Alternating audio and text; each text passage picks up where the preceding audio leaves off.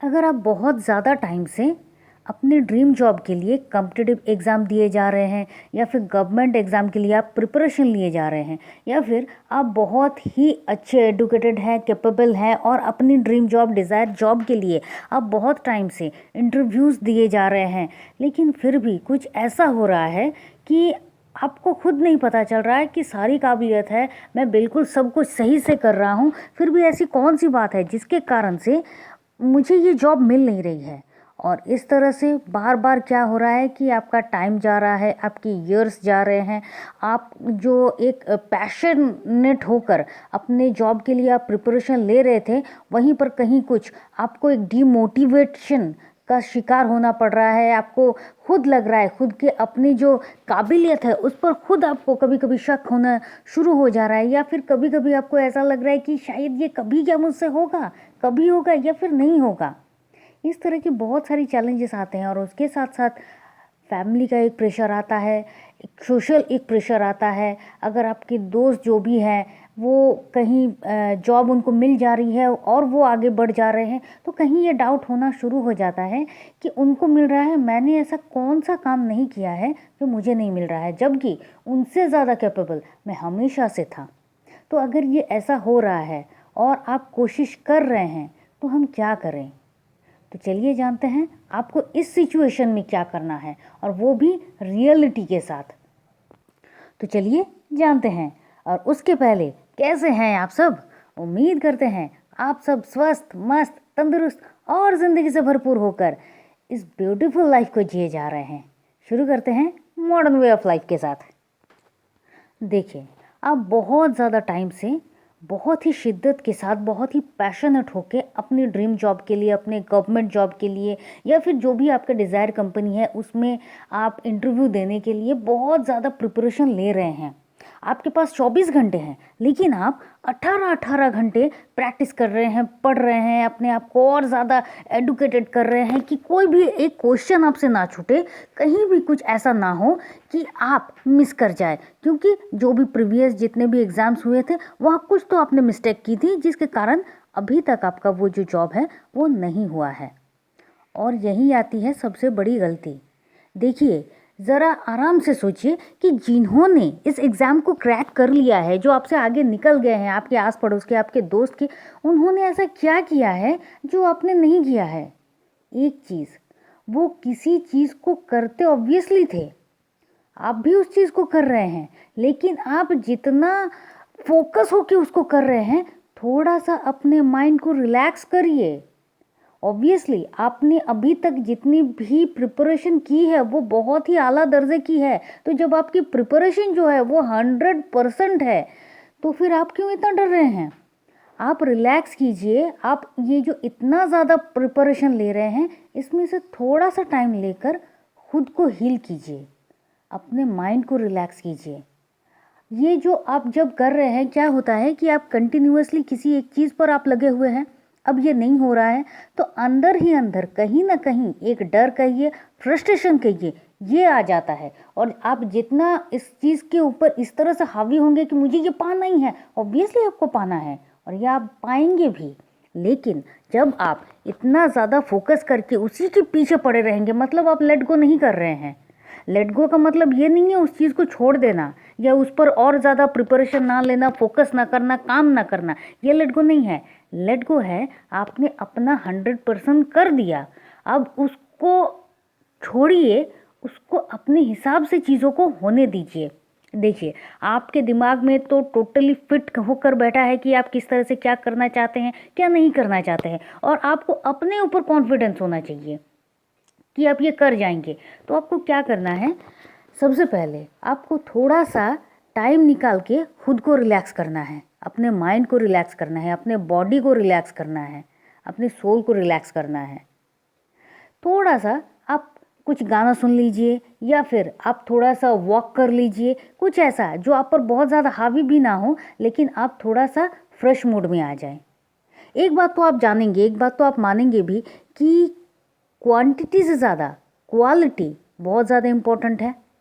अगर आप किसी चीज़ के लिए इतने टाइम से मेहनत कर रहे हैं, मतलब आपका जो बेस है वो तो बन के तैयार है।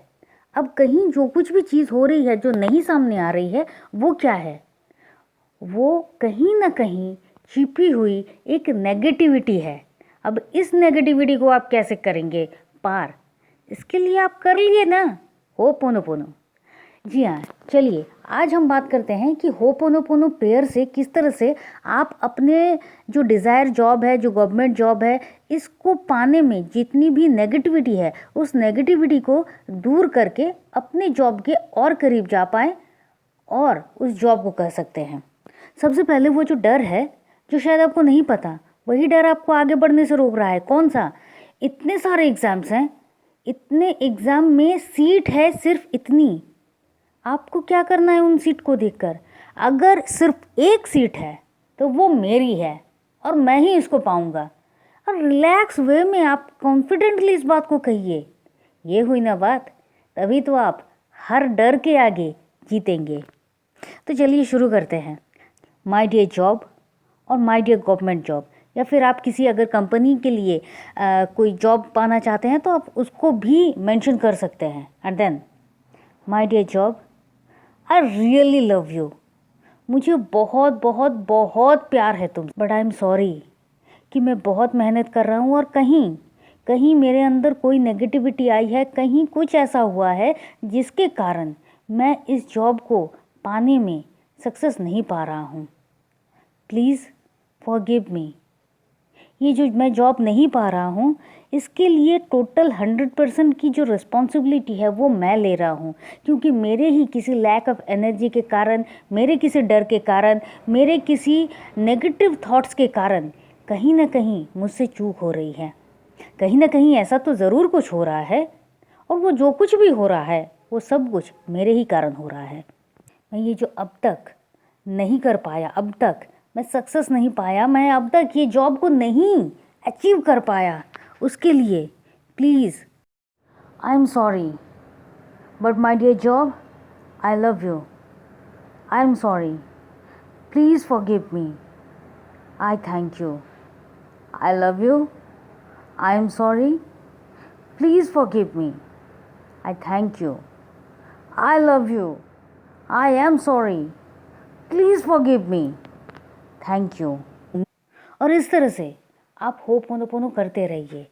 हमेशा कहती हूँ कि जब भी आप अपने डिज़ायर जॉब के लिए आप ये कर रहे हैं तो आपके दिमाग में एक चीज़ टोटली मूवी की तरह विजुअलाइजेशन के सहारे सब कुछ क्लियर होना चाहिए। आप एग्ज़ाम हॉल में बैठे हैं या फिर आप जॉब इंटरव्यू में बैठे हुए हैं, आप टोटली कॉन्फिडेंट के साथ अपना एग्ज़ाम दे रहे हैं, अपना इंटरव्यू दे रहे हैं, आप इंटरव्यू से बाहर आ गए हैं, आपके हाथ में जो शीट है वहाँ पर आप क्लियरली देख रहे हैं कि आप क्वालिफाइड हो चुके हैं, आपका जो इंटरव्यू है वो सक्सेसफुल हो चुका है। आप उसी जगह पर जिस जिस जॉब के लिए आप ये कर रहे हैं, जो चाह रहे थे, जो आपका ड्रीम जॉब है, आप उसी चेयर पर बैठे हुए हैं, वो पोस्ट पर बैठे हुए हैं। आपका जो कैबिन है वो आप साफ साफ देख रहे हैं। उस कैबिन को आप किस तरह से सजाएंगे वो क्लियर, एकदम क्लियर नक्शा आपके सामने है और आप काम कर रहे हैं और सब आके आपको शाबाशी दे रहे हैं, आप इंजॉय कर रहे हैं उस चीज़ को। ये आपके सामने टोटली क्लीन एंड क्लियर होना चाहिए। आपको ये फील करना है कि आप वहाँ पर बैठे हैं। और इस तरह से जब आप होपोनोपोनो प्रेयर कर रहे हैं, अपने डर के लिए, अपने लैक ऑफ एनर्जी के लिए आप सॉरी बोल रहे हैं, 100% रिस्पॉन्सिबिलिटी ले रहे हैं कि आपसे नहीं हुआ, इसके लिए मैं रिस्पॉन्सिबल हूँ, और आप ये सब कर रहे हैं, आपकी जो वाइब्रेशन है, आपकी जो फीलिंग है आपकी जॉब के लिए, वो कई गुना ज़्यादा बढ़कर वो ब्रह्मांड में जा रही है। आपके और आपकी जॉब के बीच में, आपके और आपके डिज़ायर जॉब के बीच में, आपके ड्रीम जॉब के बीच में जहाँ कुछ भी, कोई भी नेगेटिविटी है, कुछ भी फॉग है, उन सारी चीज़ों को वो क्लियर करके आपको और ज़्यादा करीब ले जा रहा है उस जॉब के पास, आपको और ज़्यादा करीब ले जा रहा है अपने पॉजिटिविटी के साथ, अपने पॉजिटिविटी के पास।